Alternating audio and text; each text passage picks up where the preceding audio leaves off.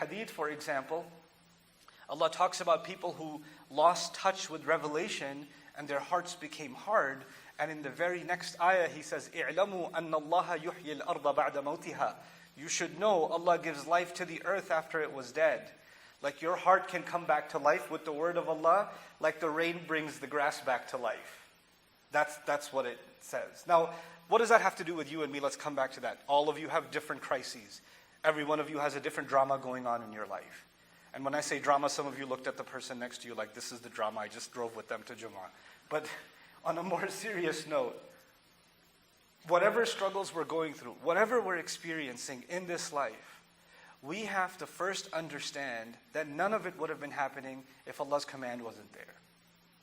And there was some purpose, there was a reason for which it was happening. And everything we're going through, Imam al-Qurtubi commenting on this ayah said something so beautiful. Why did Allah make me focus so much on water? Because water doesn't stay in the same place. Water mixes with other things. Water is constantly moving and changing. And if you try to keep water in the same place, it goes bad. So actually, Allah designed this life to constantly go through changes. So those of you that got uprooted from your home and you're in a different place and you say, I miss my village, I miss my home, why can't I just go back? Why can't I do this? Why can't I have that old job back? Why did I have to do that? Why did we have to move to this neighborhood? Why did I have to, why? I hate change, I hate change. Allah says you made life full of change. You can't keep anything the same. Anything that Allah's command came into, like the water that came into a fruit, if you look at that fruit, what's happening slowly? It's losing its water, and it's getting dry, and it's eventually going to die. Right? It's going to go. So the experiences we have in this life, the good that we have in this life is temporary. And the bad that we have in this life is also temporary.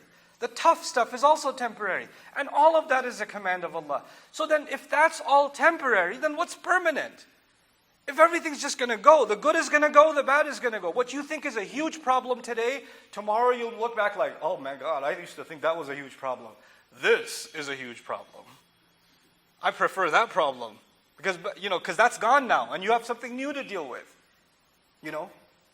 But human beings forget that the beginning of all it is water. And what did Allah mention in the first part? He mentioned water. And what did He mention at the end? Completely dried up, right? The lack of water. So you know what? There's something in between. In between is the greenery, is the good things in life. It's the ups and downs of life. It's the changes in life. But you know what? It becomes easier to deal with that stuff when you go back and you realize, well, you and I were just drops of water too. That's all we were. And eventually we're going to be reduced to nothing inside of the dirt.